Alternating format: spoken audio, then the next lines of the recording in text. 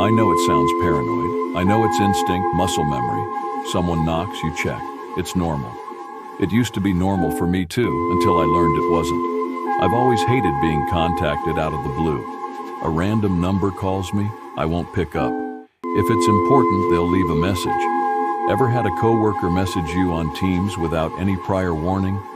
Took me a while to get used to that. But the worst, the absolute worst, is someone knocking on my door unannounced. It started back in university. I was living in a tiny apartment, just me and a lot of bad habits. I'd be smoking or maybe just too busy to clean, and then knock knock. The sound would hit me like a punch to the chest. My whole body would go stiff. I'd tiptoe over, careful not to make a sound, and peek through the peephole. Most of the time I didn't open the door, just pretended I wasn't home. Was it introversion? Paranoia? I don't know. But it stuck. 15 years later, in a dozen different apartments, I still did it. When someone knocked, I tiptoed to the door, checked, and if I didn't feel like it, I wouldn't open up. Maybe some unresolved anxiety. It worked. I didn't have to deal with unexpected visitors, and if it was important, they'd find another way to reach me. I thought it was fine, until 2 weeks ago. It was a Friday night, a long week at work. For the first time in a while, I let myself relax. I smoked a little, played video games with some friends. The night was mine. I had my headphones on, fully immersed when I felt it. A sound, like a knock, just on the edge of my awareness. I pulled my headphones off, my heart skipping. I held my breath, listened. Nothing. It must have been my upstairs neighbors. They have a kid who's probably staying up late. I shrugged it off, put my headphones back on. Mistake. The night went on, but that sound kept coming. Knock, knock. Just faint, rhythmic tapping, like something waiting. I ignored it at first. Maybe it was the weed playing tricks on me. Maybe I was just tired. But then by 2 a.m. I'd had enough. I logged off, crawled into bed, and scrolled through my phone before I could sleep. That's when I heard it again. Slow, deliberate. No mistaking it now. A knock, right at my front door. My stomach dropped. I sat up, heart racing. My mind scrambled for answers. Emergency? A late-night visitor? But why hadn't they knocked harder? Why wasn't there panic in the knock? Why so patient? I slid out of bed, my breath shaky. I moved carefully, trying to make no sound. I grabbed my phone, using its flashlight to guide my steps, but I turned it off before reaching the door. I didn't want them to know I was awake.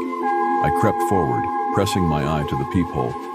The cold rush of dread flooded my veins. There was someone standing there. Their back was to me. The hallway was a dead end. It's not like they were facing another door. Nothing, just staring at a wall. Tall, broad, dressed in black. The sound of their breathing, deep, slow, heavy, echoed through the silence. My skin crawled. My mouth went dry. Every instinct in me screamed at me to move, to do something. But I couldn't. I just stood there frozen, watching through the peephole. And then it twitched. Not a step, not a turn, but a violent shudder. Like something inside it was broken.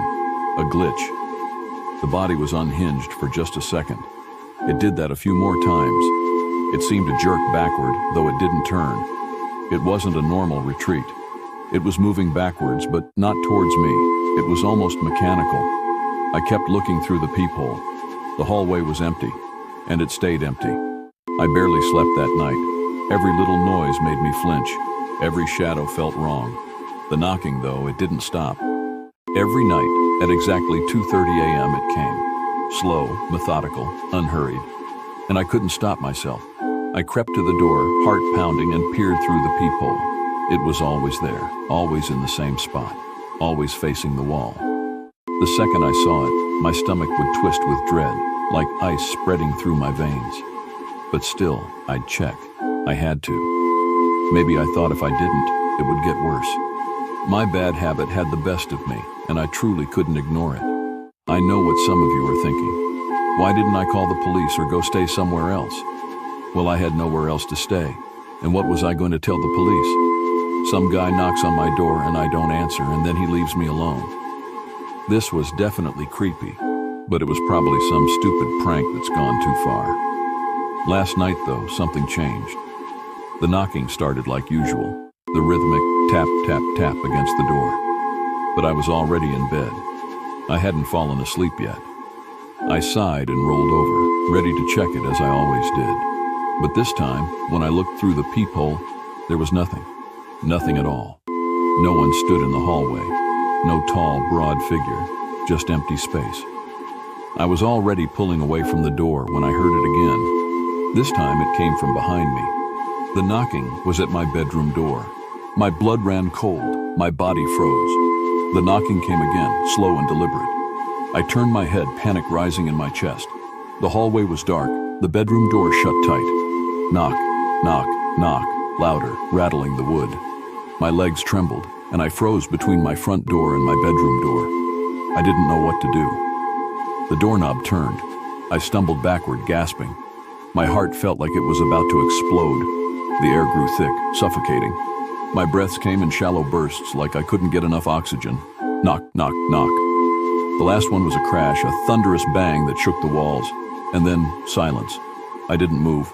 I couldn't move. It felt like hours before the first light of morning crept through the blinds. Only then did I dare go into my bedroom. It was empty. Tonight, I know it will come again, but I won't look, not this time. Because I know if I do, I won't be looking at it. It will be looking at me.